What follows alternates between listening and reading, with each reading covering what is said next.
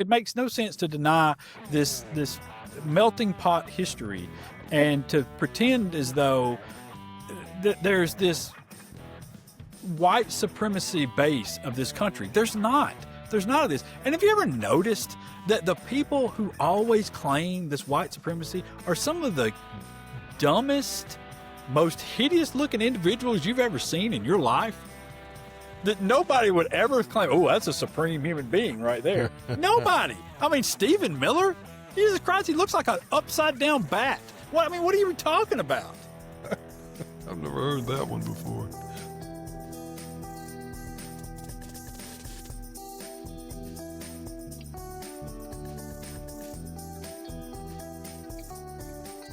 Alrighty, welcome back. Alabama Politics this week. Our thanks to Philip Ensler coming on, spending some time. Really appreciate him and how he does things. Our thanks to the fine folks at Wind Creek Entertainment for continuing to sponsor and make us go around. Thanks to the folks at SPLC as well. We really appreciate them and what they do for us and what they do overall as well. And for everybody who's listening and contributing and making this thing go, we really do thank y'all for that. And the session starts here in next week, and so hold on to your wallets. Honestly, I expect this one to be a pretty quick and painless one. I would say there'll be some fluff. Year. Yeah, it's election year. They got the blackout period going, and and I think they're going to get in and get out as fast as they can possibly do it because there's not much they can do while they're in session. So they're going to get the hell out of there as fast as they can. We should figure out a way to hold elections every year is what we should do, and get them in and out as quick as possible. But, all right. So, but there will be some stories out of that, and so we'll get some of our folks on to talk about the session, and I'm sure Anthony Daniels will be by, and we'll talk to him about what's going on in the session, what's going on campaign wise, because this state is about to open up here. We've qualifying started on Monday, and the folks are out and getting qualified for the various races all up and down the ballots, and I gotta say, man, I have been very pleased from what I have seen and heard from Democrats, and what the plans are for Democrats, and the way so far. And a lot of this has been kind of behind the scenes, and I've not really reported a lot of it. But I've talked to a lot of people. I've talked to a lot of people that are typically on opposite sides in the Democratic Party, and I have been pleasantly surprised by the way people have worked together. Even when the working together has meant just not screwing with each other. I think there have been some opportunities for things to fall apart, for people to be at each other's throats, where in years past they would have, and the higher road has prevailed, which is astonishing to me. And I think that we're going to see an election season, if this continues, an election season in which the Democrats actually make some noise.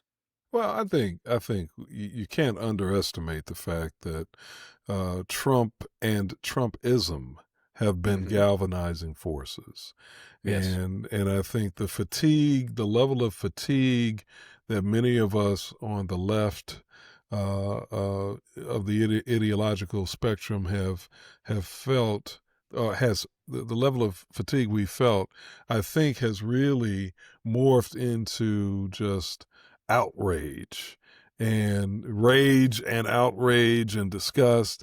And so people are on our side, I think, are really fired up and ready for a change. And then I think that people maybe who are maybe more in the middle and even moderately to the right, I kind of looking around and saying, there's something wrong with some of this. Yeah. And one thing I have found very encouraging, and I've talked about this, I think, on the podcast before, is that there seems to be an increasing number of Christian evangelicals, or I should say an increasing percentage of Christian evangelicals and just Christians, even though they may not identify as evangelical, who are saying, we're conservative is what they're saying, but something is wrong with this.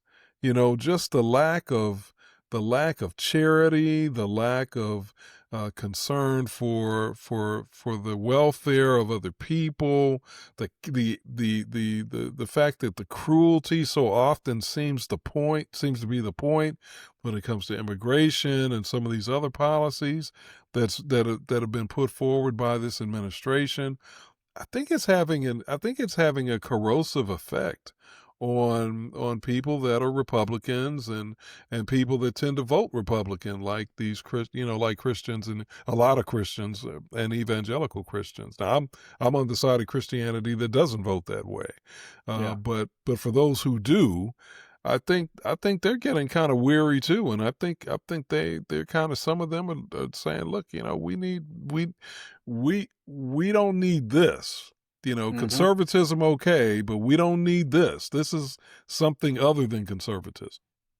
Yeah, no, I agree. I think that it's been, the problem is even with me, and and I've been doing this a long time, and so it's very rarely surprising to me, things that people say or things that people do. I mean, sometimes I get surprised, but the the common meanness, just the way that some people have embraced just being flat mean to other people, Yep. Yep. is has been striking at times to me, has been just the way that people have talked about, Hispanic people, Mm. and what gets me is, I mean, Hispanic people are so common, so every day in our area, and to see people just absolutely dump on those people and celebrate their suffering. And that I don't think that, I think you're right. I think a majority of people see that, and even if they don't speak up, they say, to themselves, no, that's not something I want to be a part of. Yeah. Because let's be honest. If you're in this area, we're in North Alabama. If you're in North Alabama, we've had Hispanic people here, in fairly decent numbers for a while now. For whatever reason they've come here and migrated here. It's usually Right. for work, obviously.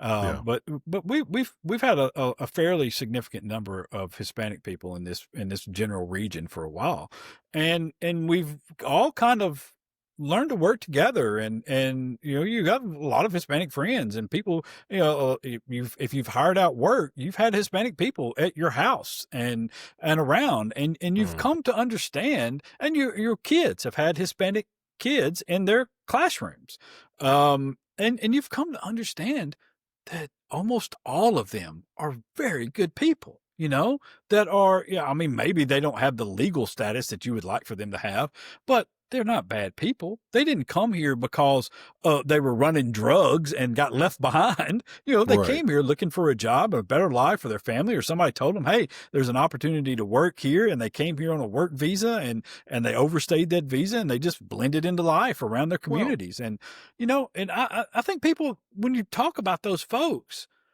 they don't, I don't think they take kindly to that. the reality is, and I think even the government's own data shows this. I don't care if you're talking about Latino immigrants or African immigrants, Caribbean immigrants, or even from Western Europe or Mhm. Asia or the Middle East. I mean, most of the people who are immigrants who come to this country are seeking a better life. They're not coming here because they're rapists or murderers or scammers, as Trump has tried to suggest about the Somalians in Minnesota. These are people that are looking to do well, and they're Mhm. not. The proof is when you look at the crime statistics, and that's what I started off, and I got sidetracked there. Let me get back on track. The crime statistic, the government's own crime statistics, indicate that immigrants are not the ones who are committing the vast majority of crimes in our country. That's American Mhm. people that are Yeah. doing that. So, you know, I think, what we're doing is we are, and when I say we, I don't mean me and Josh or even most of those of you who are probably watching this or listening to it, but I think what many people in this country are doing is they are they whether they know it or not, they are reading out of an archaic, racist, bigoted playbook that Mm-hmm. just singles out the others, people that are not like them because of language or skin color or hair texture, whatever, religion, whatever the case may be, and they're trying to blame the others for things that really can't be attributed solely to the others. And for some reason, you know, empirical evidence aside, data aside, they are so quick to dismiss, American born people. And I'm just going to be blunt, American born people who are white. They tend to dismiss them when they're doing the same stuff. Yeah. You know, Yeah. you get a mass murderer who's a white man. Nobody says we need to get rid of all white men. You get a mass murderer who's a brown skinned person or a black person, and then all of a sudden, we're indicting a whole group of people. There's Mm-hmm. something innately dysfunctional about that, but it's been a part of the American DNA of bigotry, literally since before the beginning of this nation. Yeah, there's no doubt. I mean, we had in the wake of the George Floyd protests, we had about 9 months or so, in which some white people had to start taking some accountability for some of the things that they've done over the years, and we took 9 months of that, and then reversed all of it and reelected Trump and said, "The Yep. hell with that." Yep. We're no more accountability for us, and we're just gonna erase those history books and teach y'all what we don't want you to know. I mean, it's let me just explain to people what America is, okay? America is this place where these folks came through, and a lot of rich people said, we don't like the idea that the king from across the pond is controlling us over here and telling us that we can't go and take the land from the Native Americans, Indians, that we can't take the land from the Indians. And so we would like to have our own independence here. And then a variety of other issues fell in there as well. But we're gonna be a country that's based on freedom and that all men are created equal, except for you guys who are black. No, not you guys. And so we're going to then make various promises along the way while we're fighting this war that we're barely going to win, about whether or not some folks can be free or earn their freedom or not. And then at the end of this thing, the very day that it's over and we sign the treaty, the guy who led the whole thing is going to lead a brigade of folks into the towns to help the folks recapture their slaves. Hmm. And that is who America is. Okay. Mhm. And we have always had these problems. We continue to have these problems. And the idea that George Washington can't both be a great leader that led throughout the Revolutionary War and is probably the reason why we're independent, although he did screw up a lot and needed some help. And his Frenchman Lafayette bailed his ass out a couple times. Hmm. But at the same time, he had a number of flaws. Okay. Mhm. And I don't understand why it ever offends anyone in 2025, why Right. to say that this dude in 1776 had these flaws. It makes no Right. sense to me to Right. acknowledge these things. I don't know what you're giving up or what you suppose that we're giving up by admitting these things. And it's just nonsense. I mean, this is a country literally at Valley Forge, literally. They couldn't complete the cabins in a timely fashion because the people building them spoke too many different languages. Hmm. Okay? Hmm. This is who we are, and this is who we're trying to fight. And it makes no sense to me. All right? It makes no sense to deny this melting pot history and to pretend as though there's this white supremacy base of this country. There's not. There's none of this. And have you ever noticed that the people who always claim this white supremacy are some of the dumbest, most hideous looking individuals you've ever seen in your life? that nobody would ever claim, oh, that's a supreme human being right there. Nobody. I mean, Stephen Miller, Jesus Christ, he looks like an upside down bat. What are you talking about? I've never heard that one before. That's funny. It's just, Yeah, the whole idea of white supremacy obviously is just it's a nasty joke. It's hard to embrace, and as I've said to people through the years, and look, let me be clear. I believe everybody's God's child. So, I don't hate people because of the color of their skin or the texture of their hair or their ancestral background or their, starting sexual to take offense to this preference hair thing, by the way. huh? I'm starting to take offense to this hair Oh, references. well, you know what I'm talking about when I bring up the hair thing. You know what I'm talking about. I just, I'm on the love everybody team. That's what I aspire to do. And so what I'm saying is, I think there is a reality that I have lived, and that is that having worked around white people for most of my professional career, I can say, y'all ain't got nothing on anybody. Y'all ain't no more special as a group of people. Y'all ain't no more special than anybody else. I've seen lazy white people. I've seen incompetent white people. I've seen dumb white people. Yeah. Just like I've seen incompetent black people, lazy black people, and dumb black people. I mean, human beings are just human beings. It's just the percentages. It's the percentage. It's the percentages. It's not the skin color. It's not your ancestral background. No. It's not who you choose to love or who you choose to worship. Yeah. It's just people are people. Yep. Period. Yep. And now I will say, I will push back on one thing. Okay.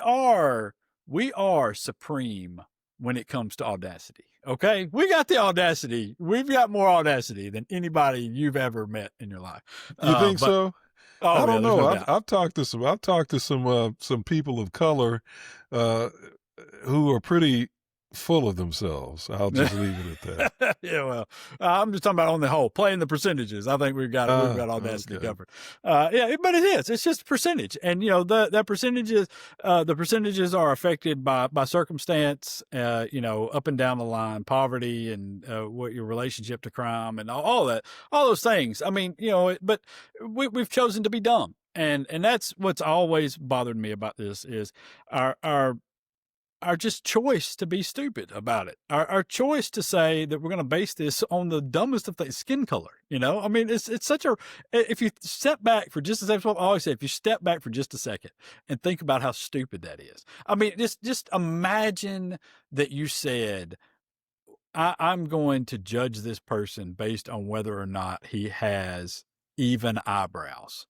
You know what I mean? Right, right. That's just, I mean, it's as arbitrary and stupid as the other. You're right. It makes it is. Sense. That's right. It's a superficial thing. But I wanted to get to one thing. So fundraising numbers came out. We've gotten qualifying going. We've got qualifying going. And we had the entrance of Tuberville, obviously back in June or late May. They started raising money in late May. He's got $6.6 or something million in the account for governor. Jones got in. He's got $600,000 or so, we'll say. So trailing by $6 million to Tuberville. Boyd, Chig Martin. I'm not sure if anybody else is in that race or not. I don't know if Yolanda Flowers or the other cat from I don't think Yolanda has qualified. Yolanda Flowers, I know she hasn't qualified, so I don't. Right. I don't know if she's actually going to do this or not. But my understanding is that she is doing some form of campaigning, but what that really means in the final analysis, I don't know either. Yeah. So the Republicans have a big lead, because most of them announced well back and have been out campaigning. I think it's interesting what's taking place with Doug and this campaign that he has and the top of the ticket stuff, and whether or not that is going to be able to put up the money and organize the folks up and down the ticket. I think there are also going to be some people that are running for offices up and down the ticket that are going to reveal themselves over the course of the next couple of weeks. I think they got to the 23rd to qualify. So It's 23rd or 21st, one of the two. I can't remember. yeah. So No, I know. I know for Republicans, it's the 23rd. I need to look at the I think Democrats, I but think I it may think be it's the the same. 21st for Democrats. I thought. Well, Okay. either way, it's Yeah. close enough. Yeah. Yeah. So we got a couple weeks left of this thing. What'd you think? What'd you think of the numbers? Well, I mean, in terms of if we're going to talk, let's start with the Tuberville. I mean, Tuberville is a sitting U.S. senator in a state that is, you know, politically speaking, has been ruby red. I would expect that he should be able to raise a good amount of money, whether it comes from inside the state or outside of the state. I think in the final analysis is almost immaterial because the bottom line is the bottom line. But he should be able to raise money. He's got an infrastructure, so he's doing what he's supposed to do. You move to the Democratic side, I say the same thing on a smaller scale about Doug Jones. When it comes to Doug Jones, I don't really see a whole lot of difference here in terms of expectations. Doug Jones was a sitting U.S. Senator. Doug Jones he did a good job when he was in the Senate, as far as I'm concerned. I'm not saying he was perfect, but he did a good job. Doug has well-established political contacts inside and outside of the state. He's Mm-hmm. supposed to be doing well in fundraising. The shock would be if he weren't.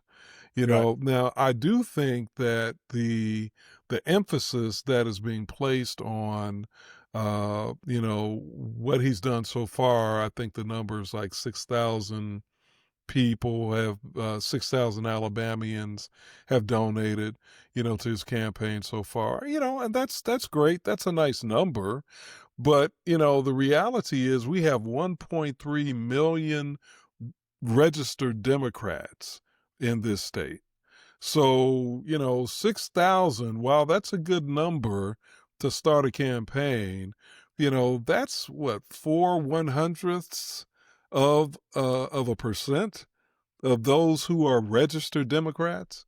So, I think, and I don't know what the general expectation is for, because I'm not, that the financial side of campaigning is not my area of expertise.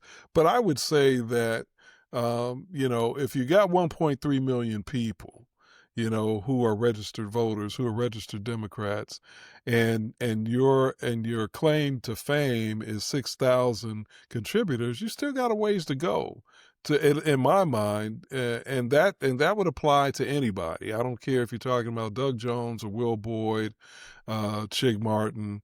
It just I think we're at an early stage of the game, and it's really kind of early to be saying that the race is Doug's because he's gotten 6,000 at this point. Again, he's supposed to be doing well. Will Boyd, I know the argument is going to be, well, he's run before, and so he should have had, he should, coming into this race, and he's been running this race for months, so he should have more to show for it from a fundraising standpoint. But we know that's not how politics works when you're not when you don't have a history of being an elected official, and when you never have had really a solid and extensive infrastructure. That's Mm-hmm. just not the way politics works. So, what I'm seeing, and I'll end with this. What I'm seeing in terms of what's happening with the Boyd campaign is there seems to be a lot of energy around Will as a candidate from the groups that he's in front of. And I think, based on what I'm seeing and hearing, as somebody who's inside the campaign and who also is monitoring what's going on outside of the campaign, is that he's still got some room to go before there should be any real concern about, where the money is or where the money isn't. That's how I see it. Okay. Yeah, I think, I'm gonna take a little different approach, a little different view. But because I wrote this, and I'll say it to you and to everybody else. I think Will ought to get out. I think he ought to get. I think he ought to get into a race that would better suit him and help him for the future and help Alabama. I think that there are spots on up and down the ticket for him, and not just him, Chig Martin as well. I think that both of those guys have good messages. I think they're both good people. I think that they're both good public servants. But I think that they need to win something. I think that they need to get out and they need to win, and they need to build a base of support and grow themselves into a candidate who can be a viable candidate for the level of office that they're currently seeking.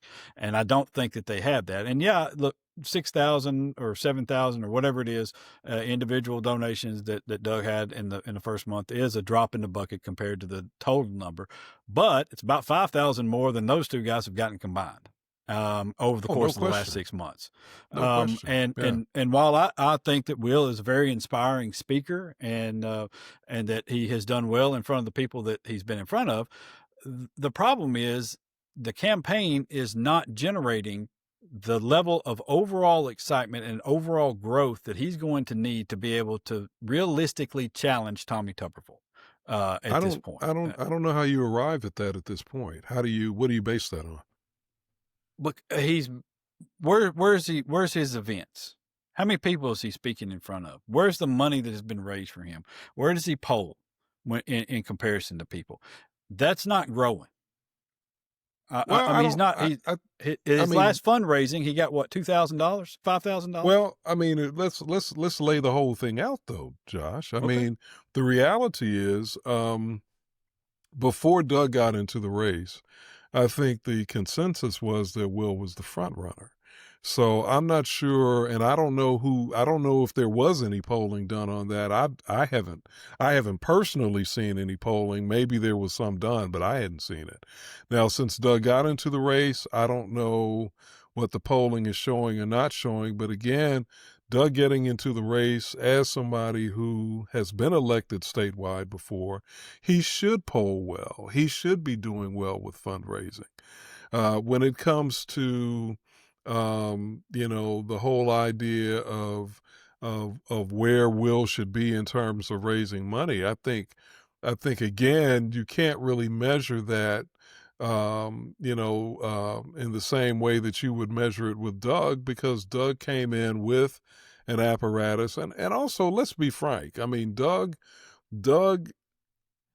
as the last Democrat to be elected to statewide office, he holds a special place in the Yes. Democratic Party and has a certain role that he is able to play. Yes. Now the party elite, and I make a clear distinction between the party elite and the voters. I think the party elite are very much inclined to go with somebody who has proven himself or herself, as the case may be, to be a Yes. winner. And that's Yes. understandable. That's logical. But I don't think that necessarily is a reflection of where the voters are. And I think it's too early to tell where the What voters is? are. What's the reflection of where the voters are? Well, I think time is going to be what gives us that reflection. I I think don't time. understand though how. All right, so he's been in this race. These two guys, Chig Martin and Will Boyd, have been in this Hmm. race for 6 months without Doug being in there. Hmm. And inside of a couple of weeks, really, but we'll say a month of him Hmm. being in the race, he has dwarfed them in support and fundraising and events and attention and media coverage and Well, everything else. I How is would that going push. to make it any better for Will Boyd Yeah, and Chig Martin? I would push back on some of that. So you're saying support. The only metric for support that I'm aware of that's quantifiable is the money. Then I've already addressed that, so I don't need to say that again. When you talk about events, there's, as far as I know, there's only been one Doug Jones produced event. Yes. And so, you know, if you have money, yeah, you can produce a good event. I mean, that's very I easy don't to think that they address. spent any money on that event. I think that Well, that was, well, came from the, okay, and well, support. okay, but I just as I know, well, whether they spent money or not, I won't, since I don't know the facts on that, I won't debate you on that. But what I will say is that I know it takes money to produce an event. And so you're asking about where's Will's events. Well, you know, I think that's something that Will is building up to. And I also think he's going to be doing some things that are outside of the box that I'm not going to talk about on the podcast, that I think will more than I'll say address, or that will simulate, or I won't say simulate. I'll say that's not accurate. I think he's going to do some things, or there's some things in the works that I think are going to have the same impact as an event or a series of events. But I'm not going to get into that right now. Let's just let it play out, and let's see if it happens, and then what the impact is. You know, in terms of what was the other thing you were saying? Um, I lost my train of thought because I was trying to make sure I was careful about what I said and how I said it. But anyway, I think the bottom line is time is going to be, media coverage. That was the other thing I was going to say. You know, media coverage to me is the least reliable metric, because we know media coverage is ultimately, you and I both worked in newsrooms. You know, not only have I worked in newsrooms, I've done political analysis on TV. And we know that media coverage is driven by things that really are not necessarily about they're more about the perception. And I'm not saying that the perception is always wrong, but just the perception of the candidate, and what is perceived to be the thing that people want to talk about, the thing that is perceived that people are interested in. Perceived is the key word there. And also the thing that is, that makes for a good story, you know? So I wouldn't use media coverage as a metric for a campaign success. I mean, all campaigns want great media coverage, but that's not something they can control unless they're buying ads. You know, the newsrooms, the gatekeepers in the newsrooms are the ones who determine that. So for me, that's the least, that's the least reliable metric of all. I think the most, honestly, I think the thing that determines media coverage most of the time is public interest. Buying ads, Perception of a lot public of people. interest. Okay. The perception of public interest. Because I mean, but where's we're the not where's the arguing that we're not seriously arguing that the public interest is greater with Will Boyd than Doug Jones, right? We're not I think anywhere close. what I'm arguing is that decisions made in newsrooms are based on, I think, something that can Selling be newspapers. very subjective. That's what I'm saying to you. And I don't, and I think that subjectivity is based on a lot of different things. Some of them are valid. Some of them may not be valid. That's what I'm saying to you. I think all what I'm saying here is in every measure of how we would normally measure the viability of a campaign, Will Boyd and Chig Martin are not close to Doug Jones. I think the metrics that we have in front of us at this particular point in time, I'm not going to dispute that at this particular point in time that is the case, but that's not my argument. My argument is time. It's about time. And I Right. think Well, that they've what had we time. They've need, had 6 months well, without the guy that's I would leading it argue, I would to argue be that they in the really race. didn't. I would argue that they really didn't have that I would argue that the campaign season, they were campaigning, in my opinion, and this is what you have to do when you don't have some of the attributes that a Doug Jones campaign is going to have by virtue of the fact that he's the last Democrat to win a statewide race and did a credible job, or more than credible job, as as an elected official. You have to start early, but you're campaigning off season. You're campaigning when people aren't really even engaged in campaigning. So you're doing a whole lot of heavy lifting at a time where you're doing it kind of in the shadows, and when Mm-hmm. you're doing it where you're having to really fight a lot harder for people's attention. One thing I'll say, one thing I'll give Doug and his team credit for, is that they came into the race at the right time.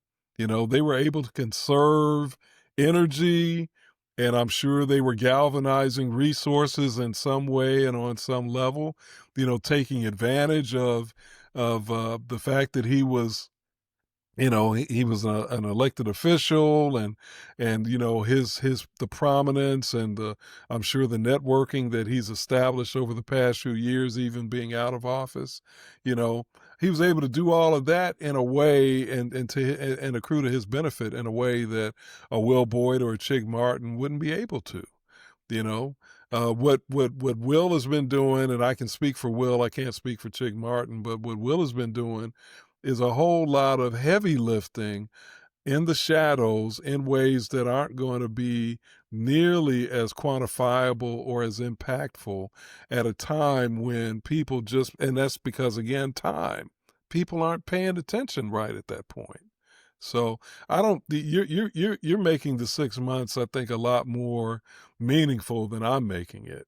I I'm think just it's saying just if you've something been out doing it for, comparatively I'm not saying speaking. he should be in front of Doug, but I'm saying if you've been doing it for 6 months at this point, then he shouldn't be surpassing you in 2 weeks in both fundraising and support. And Again, it's what's no. I'm saying he should be. That's not a shock. It's not a shock to me that he's up.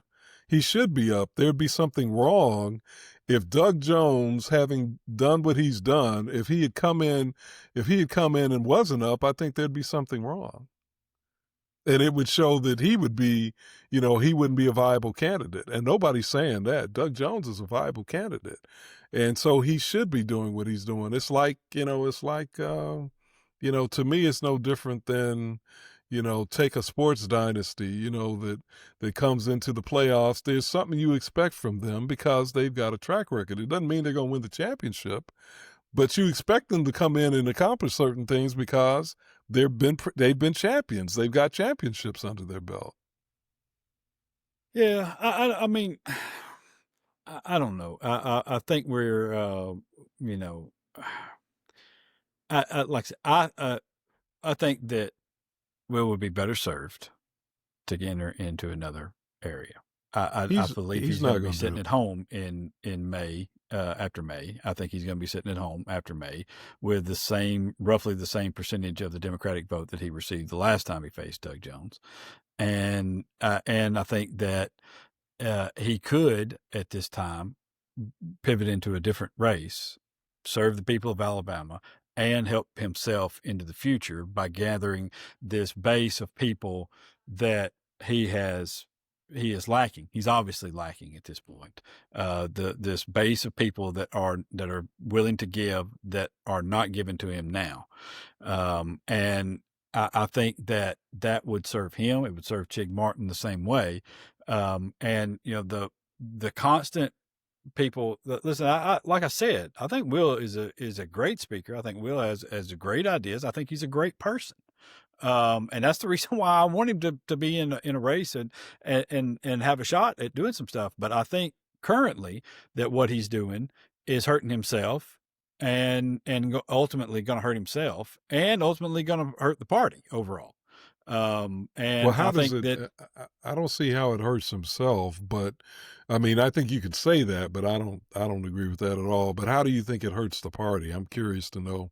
I need to Well, hear I mean, I more think on it that. hurts. How I does it think it hurt the hurts party? him by not building by not building up the coalition of people that he could build in another area with having the full weight of people behind him and playing basically on the team here. And then I think for the party overall, there are a number of entities at both at the national level and local that will not get involved in a race until the primaries are over, unless there's nobody in a primary challenge. And so I think there's a number of fundraising aspects here that could go to help people up and down the ballot that are not being utilized at this point because we're going to have essentially a worthless primary. Well, And I think that's where it's ultimately going to be. well, I look at it this way, and I mean, you and I can go round and round about this for hours, Sure, but sure. I look at it this way: a person who has the conviction to run Hmm. should run. They should run, and they shouldn't be making their determination based on who else is running. They should run if they have that conviction. Right. Doug obviously has that conviction. That's why he came into the race, even though Will had already been campaigning and Chig for 6 months. Doug apparently had that conviction, so he got in the race. That's his right. Will and Chig apparently have the conviction also. And so that's why they started running when they did. And that's why they should continue to run as long as they have the conviction. I can't Yeah. speak for Chig Martin because I'm not a part of his campaign and I don't really even know him, but I can speak for Will. Will has that conviction. So in my opinion, and apparently in Will's, because he's still in the race, he should run.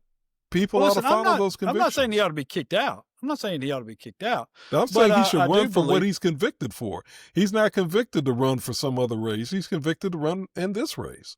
And just like and it's Doug fine. could have gotten in, Doug could have chosen to run for U.S. Senate or something like that. Why didn't he do that? He didn't do it because he didn't have that conviction. So he got in the governor's race.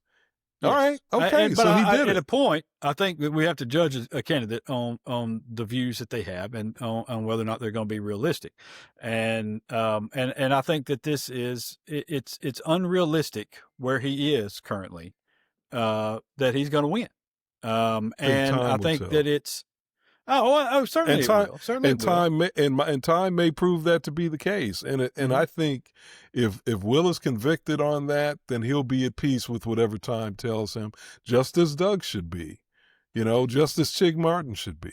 Yeah, my point with all that was I think he again is setting himself up to hurt himself in the future, and I think that it is a futile attempt to run for an office just like he's done before, and never really gained any traction. And we're now running for another level of office that he has again proven that he doesn't have the base of support to run for and be a viable candidate. And I think that the only way that you can get to that point is by running for things that you have an opportunity to win and then building upon those bases. And that has not happened. Well, I'm going to sound like a broken record, but I think people ought to do what they feel convicted to do. Doug was convicted to run against to go for reelection against Tuberville when he lost. He was convicted to do it. He did it. There was no reason for him, in my mind, there was no reason for Doug to think that he was going to beat Tommy Tuberville in Alabama, because the only reason he had beaten Roy Moore was because Roy Moore's campaign was a basket case campaign. So, I mean, you do what you feel like you're convicted to do. And to me, that's where Doug it was the starts and that's sitting where it U.S. ends. senator at the time. I don't think that No, we're talking about the same thing. not when he ran against Yes. Roy Moore. Well, no, when he ran against Roy Moore, That's what it I'm was a talking vacant about. seat. But I'm saying, I'm saying when he won against Roy Moore, yes. he only won because that whole situation was a You're basket saying he case shouldn't have run against situation. Tuberville and thought he was I'm going to win, and saying, I said he was the sitting U.S. senator at the time. but he didn't have to. He could have said he wasn't going to do it. He But could have said I mean, there was plenty of no one incumbents else that had decide a not to better run. shot to win that race than Doug Jones. And I'm not saying on the that Democratic I'm side. not arguing that. All I'm saying is people do what they decide to do based on their convictions. I'm Doug, not right. as an Nobody's trying incumbent, to felt stop Will Boyd from let me doing it. just finish my thought. Doug, Yeah. as an incumbent, felt convicted to run against Tuberville, even though Yes. I think there were obvious reasons why he shouldn't have. I could have easily made the case to him why he shouldn't do it, but he did it. He honored his convictions. I was glad to support him. Many of us were glad to support him, and he lost. You know, that's what you do in politics. That's what people do. They run based upon what they feel convicted to do. I mean, I don't think that the two are in any way similar, but I think that because what we're talking about are completely different things. But again, nobody's trying to stop Will Boyd from doing it. All I'm doing is offering my opinion that what he is doing is not beneficial for himself and for the party overall. And if Both he of wants to us are continue just on it, that's fine. Yeah, both of us are offering our opinions. I mean, I'm doing the same thing. I'm offering an opinion about why I think he should continue to do what he's doing. And that opinion is based on not my conviction, but his. Mm, Sure, sure, yeah. He's Uh, convicted to run. I think he should do it. Doug is convicted to run. Doug wasn't in the race. He felt convicted to run, to jump into the race. You know, even though there were three other or four other people ostensibly that were running, mhm. and he felt convicted to do it, so he did it. That's America. That's the system. Oh, listen, nobody's trying to keep anybody out. I'm just saying that at this point, I think the better option for him is something else. So, I but think it's too look, early for we got that. we got to get out. We got to get out. All right, so let's do the bonehead. The bonehead we Yeah. can agree on. It's the All Republican right. delegation from the state of Alabama, who just a couple of weeks ago were cheering on the current president and talking about how terrible it was that he was not receiving the Nobel Peace Prize, and lauding him for his win of the FIFA World Cup Peace Prize, whatever that is. And now these are the same people who are saying, that's right, we need to go in and take control of another foreign land in Venezuela. And we're going to take control of this one because it's going to be different than Iraq and Afghanistan and Vietnam and all through Central America. It's going to be different this time. I just know it is. Mm. Yeah. You know, you did a great job in your column, Oily. What did you call that again? Operation Oily. Oily Epstein. Well, that's right, Operation Oily Epstein. And I think earlier in the podcast I said that I think oil is probably the main issue here, but you know, I really misspoke because I don't think oil is the main issue. I think it's a key issue, but I think you feel the same way, if I'm not mistaken, that this is also about distraction, you know, and it's about, you know, the fact that this administration has not been compliant legally at all with the judicial rulings related to what is supposed to be happening with those Epstein files. I Mm-hmm. think this is another way to try to deflect attention away from, you know, that situation. And I don't know what's in there any more than anybody else who hasn't seen the files. But I suspect that there's some damning information in there about Trump and probably people What that gives you Trump that has idea? affiliated, right? About Trump and people that he's affiliated with. You know, I'm hesitant to speak in absolutes, Josh, only because I haven't seen it. Right. But based on the reporting and based on what we already knew anyway, that Yeah. had been well documented, you know, I think Trump was in some deep, serious mess, and he wasn't the only one. I mean, the recent claim that they found more than 1 million files somewhere. And Yeah, now we can't, well, we may not even get this out during Trump's term.